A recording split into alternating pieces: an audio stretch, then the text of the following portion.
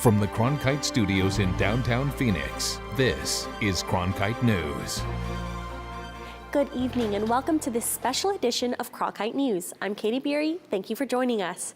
Cronkite News is dedicated to covering issues important to the Native American community here in Arizona, from land conservation to tribal rights to empowering young Native Americans statewide. Tonight, we take a look at some of our top stories from the past year. Native Americans have been fighting to control their own future after centuries of forced education. Cronkite News' Claire Caulfield was at the White House for the signing of a historic agreement that helps many Navajo students achieve that dream. This signing ceremony with the U.S. Department of Education and Interior ensures the Navajo Nation, for the first time, will be in charge of most of their schools in Arizona, New Mexico, and Utah. You're not dealing with the complexities of 3 different states and 3 different sets of rules as you take on how to instill a great education in your children who will be sitting in your chairs in the future. All 66 schools funded by the Bureau of Indian Education will now be able to establish a single system of standards, assessments, and accountability. We've been wanting to do this for quite a number of years because we have the capacity to become a state-level education system, and that is our goal, to be able to move forward, and this will help us move even more further ahead in making that happen. Navajo leaders say the agreement allows the schools to focus on their language, culture, and traditions.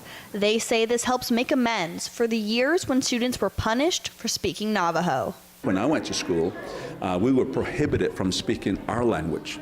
They brought different types of punishment: squirting soap in your mouth, hitting your palms, standing against a wall for an hour or more. Our children will not have to go through that. The White House also announced $25 million to support Native youth and educators.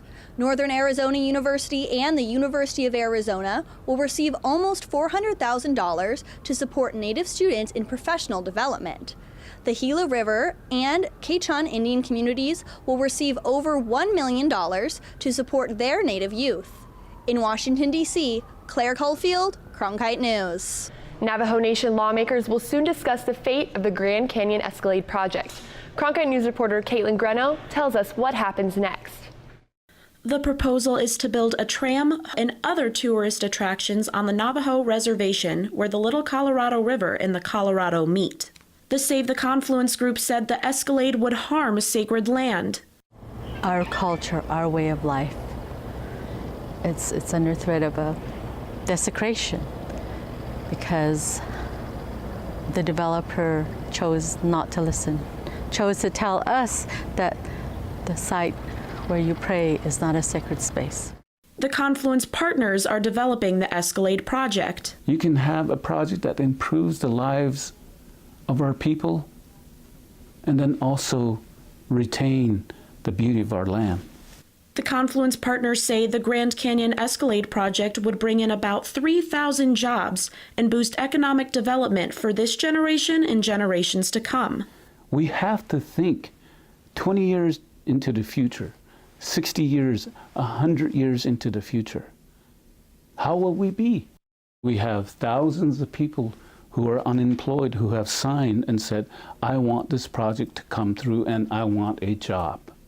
Others oppose this project because they believe the natural environment should not be touched. We don't support it because of the implications of the disturbances that it will create in the natural beauty of the Grand Canyon. How do you compare a few jobs to the destroying of nature, as it were?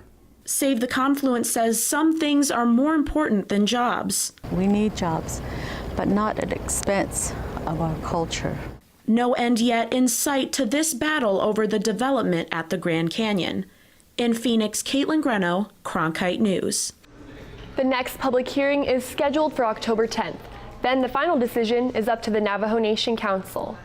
Native Americans will likely be watching the debate tonight along with the rest of the nation, but tribal leaders who met in Washington today say they will be looking for a continuation of the Obama administration's relationship with the tribes. Cronkite News reporter Ali Bice has the story from our Washington bureau. Today was the final White House Tribal Nations Conference. Tribal leaders gathered to give their thanks to the Obama administration's efforts to improve tribal nation and government relations. Tribal leaders today gave President Barack Obama high marks for reaching out to Native nations during his administration, which started the White House Tribal Nations Conference 8 years ago.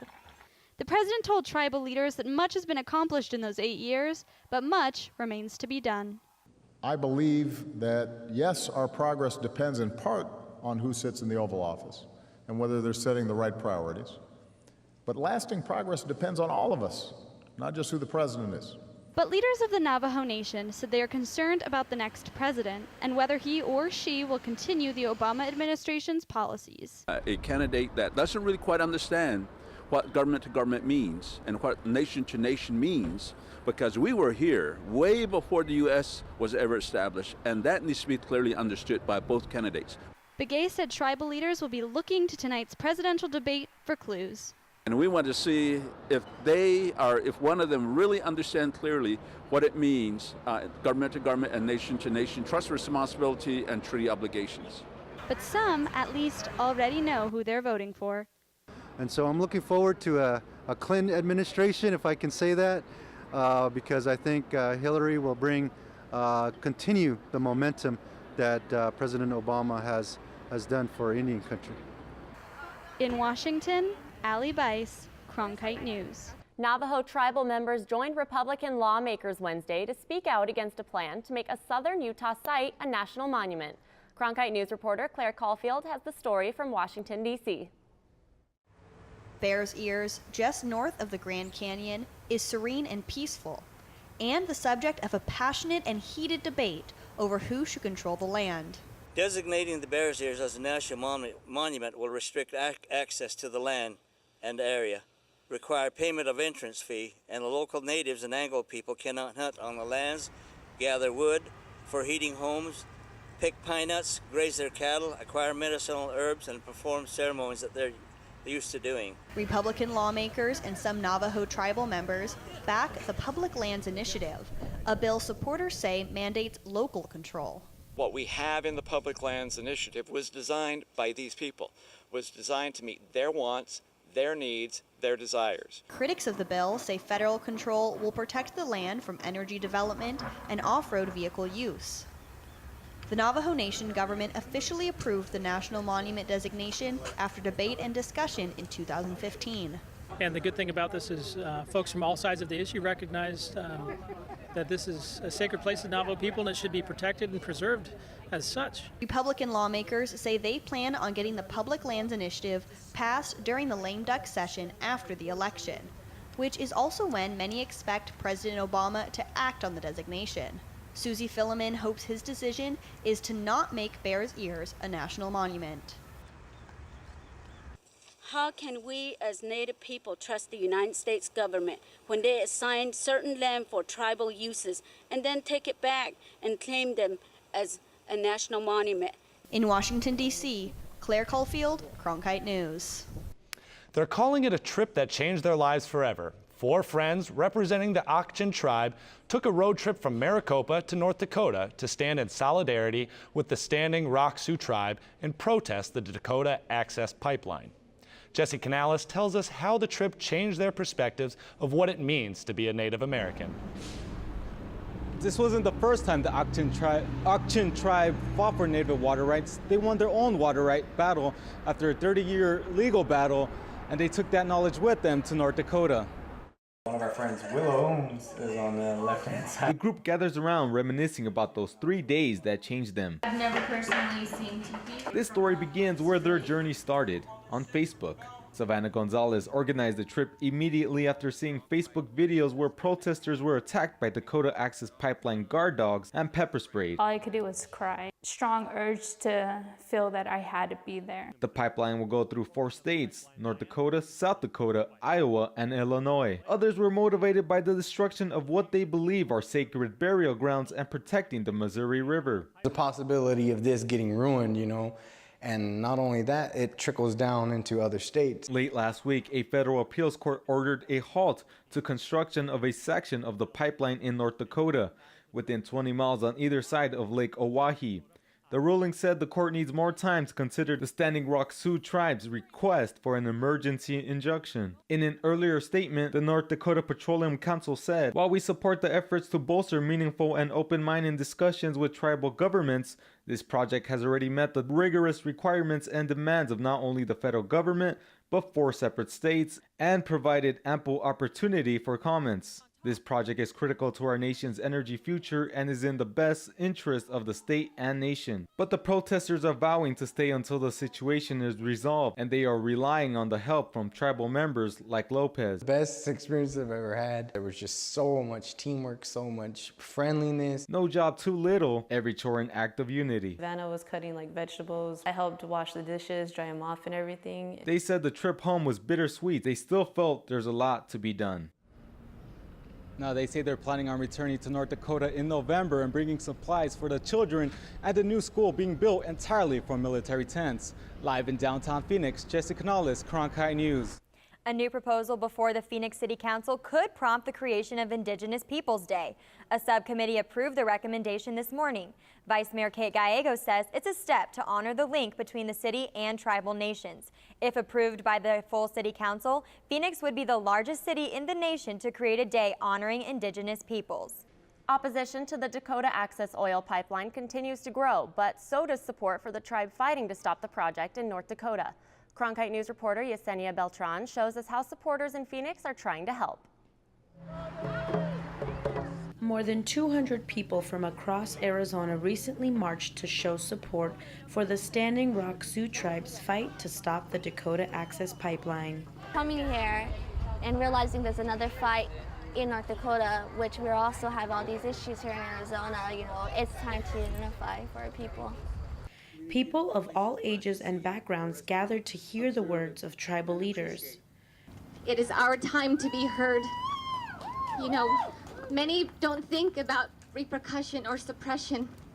Well, our ancestors have survived it, and we are the living legends, and we have to keep it going. Arizona supporters are doing what they can from Phoenix to help protesters maintain their fight in North Dakota.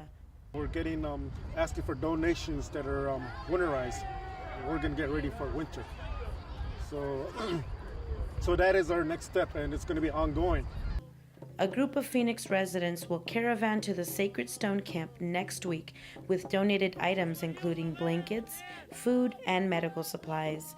Others will make the trip to North Dakota later this year to join the protest. So we are actually planning to go in December and set up a camp along with the Standing Rock Sioux and call it Indians for Indians. This is Indians from India come to support Indians. This is a fight many in Arizona now see as their own. In Phoenix, Yesenia Beltran, Cronkite News. Pipeline construction is temporarily stalled while the federal government reviews permits on federal land. The project is more than half complete, and the company building the oil pipeline says it plans to finish the job.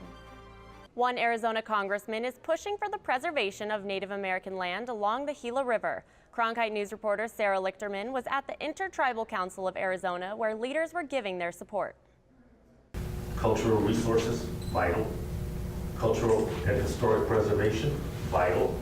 Democratic Congressman Raul Grijalva reintroduced a bill that aims to designate the Great Bend of the Gila as a national monument. Not just for Native people, but for America. The Great Bend was home to at least 13 tribes throughout the Southwest. Those 13 were represented at the meeting. Tribal representatives took turns explaining the cultural importance of the land and how it helps pass the history of their people to future generations. There are stories there. There are stories of ways of life, stories of survival, stories of many incidents that may have happened throughout that time. And you're not going to get that in a classroom setting. Aaron Wright, a preservation specialist with Archaeology Southwest, says making the land a national monument doesn't mean it's inaccessible. There's a lot of misinformation about national monuments, and one of probably the biggest misinformation is the idea that this place will be closed to people. In the past, groups like Americans for Prosperity Arizona have opposed designating lands as national monuments because they thought it restricted access to those areas.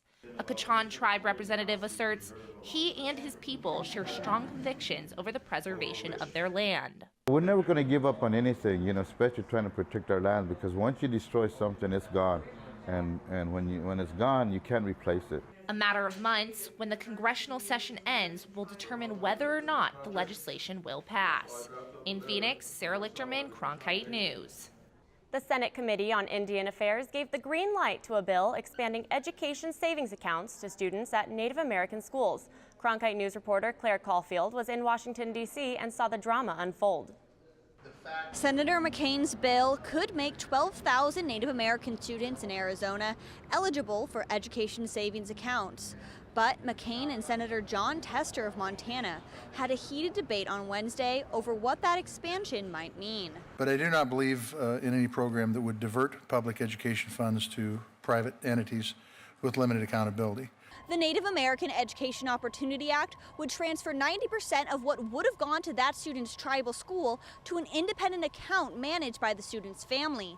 These funds can be used for educational expenses, ranging from tuition at a private school to textbooks. We're going to today consider a bill that would create a separate line item to subsidize the voucher plans of a handful of states at the expense of tribal schools across this country. A passionate McCain defended the bill, saying the condition at schools run by the Bureau of Indian Education are too dire to ignore. This is really a simple vote. You want the status quo? You want the situation as it is today? Or do you want to try to give these kids a choice, which obviously the senator from Montana does not want? In the end, McCain won a narrow victory. Clerk will report.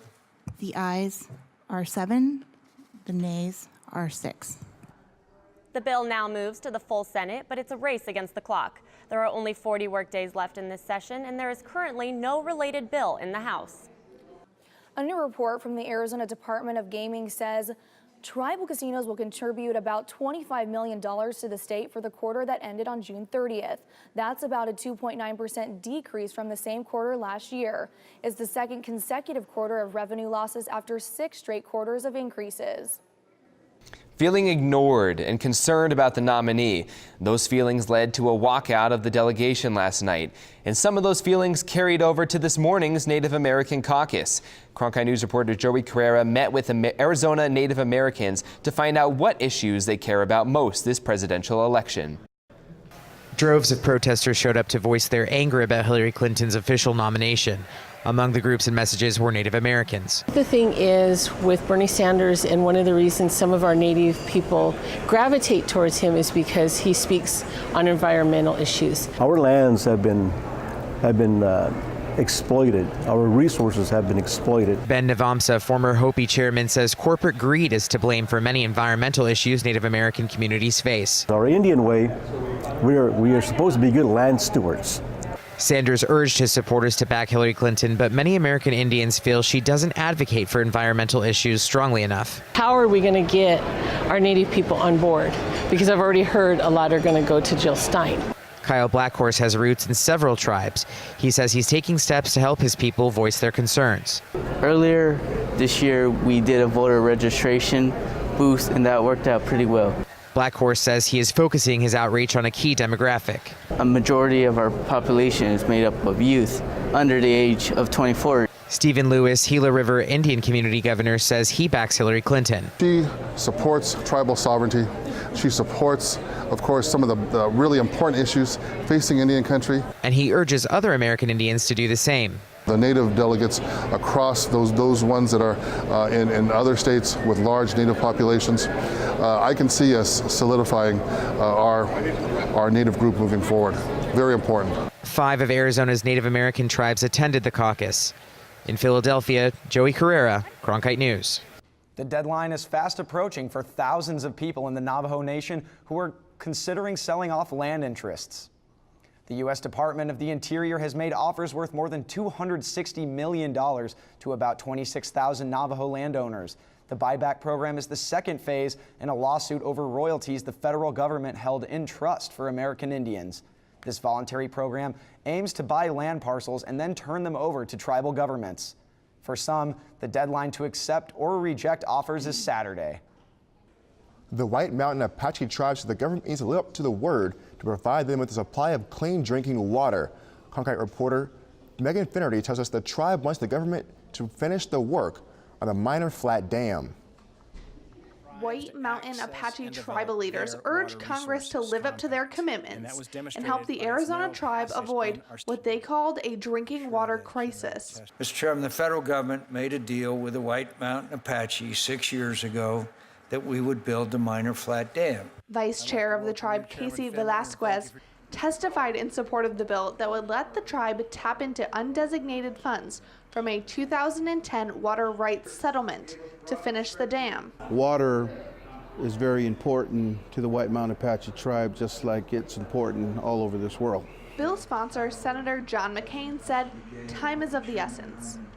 Currently facing a drinking water crisis. Groundwater wells on the reservation have dropped by 50%, and the North Fork of the White River is expected to run dry by 2020 without the Minor Flat Dam Reservoir project. But an official from the Department of Interior said the terms of the settlement do not allow the $78.5 million to be used on the dam. The department said it does not have enough details to support the bill now, but it's expecting to meet with the tribe next week. McCain said this can't be another broken promise. A lot of treaties have been broken, a lot of agreements have been broken, as we all know, throughout our history of our relations with Native Americans. But it's very clear here that we need to get this dam built if your tribe is going to have the lifestyle of which is dictated by an adequate supply of water. So, reporting in Washington, I'm Megan Finnerty, Cronkite News. The United States of Women's Summit is this week, and they're showing a play about domestic violence against Native American women called Sliver of a Full Moon. Keisha Butts in our Washington bureau attended one of the rehearsals. Melissa Brady never thought she would be in the play. Today, Brady from Spirit Lake, Dakota and Lakota Hidatsa acts to speak up for other Native American women who have faced domestic and sexual assault. If I'm upset and I'm angry, I can just about imagine the women who won't ever speak up. Sliver of a Full Moon recounts the stories of Native American women who are survivors of domestic violence, like Brady, whose non-Native husband abused her. I would, threaten to call the police, if he was abusive or threatened to take my kids away. He would say, well, they don't have jurisdiction over me. That changed with the 2013 Reauthorization of the Violence Against Women Act that allows tribes to prosecute non-Native offenders for domestic and sexual assault. Sliver of a Full Moon casts survivors of domestic violence and sexual assault who testified during Congress for this act. I was asked if I could come and testify for one of the hearings because so many, like the politicians here, didn't believe that ever existed. That sparked tribal leaders to ask Mary Catherine Nagel, a Cherokee woman, to write a play. Several leaders said, well, why don't we do a play? Why don't you take their stories and make a play, and then we could take that play somehow to Congress? Brady thinks part of the reason this issue gets little attention is because Native women are dehumanized. When we talk about the non-Native offenders coming on and thinking they can treat us like that, it's because history's shown that they get away with it. That's it for this edition of Cronkite News. We're proud to be the news division of Arizona PBS. For top Arizona stories anytime, go to cronkitenews.azpbs.org.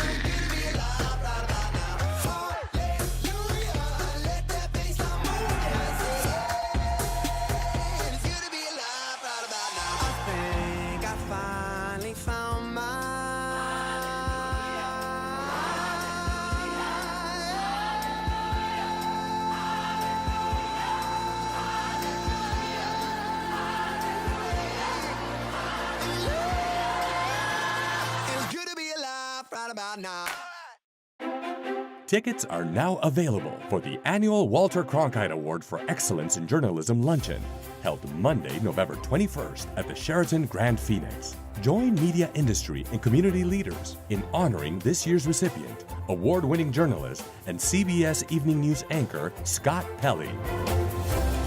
The annual Walter Cronkite Award for Excellence in Journalism Luncheon. cronkite.asu.edu/luncheon. 1, 2, 3, 4, 5. 1, 2. I'm always searching to feel like I fit into something. We are the people that we are because of our past. They said it's complicated. They said we never make it this far. But I'm just one of many who stopped being silent. They said the fight would break us. The struggle helped to make who we are. It's just proof of how far we have come. Make sure in all the hustle and bustle, we don't lose sight of why we're here. It all boils down to communicating the lives we live. If you look closely, they've got a story to tell. He connects with you in a very deep way. We wish you love, peace, and soul. Come with us on this great adventure.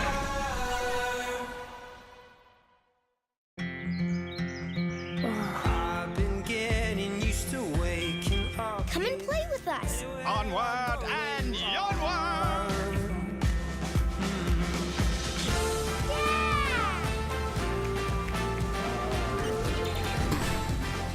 Good ideas open up a whole new world of possibilities. The more you know about history, the more you know about yourself. The sky is the limit. Where I go, there you are.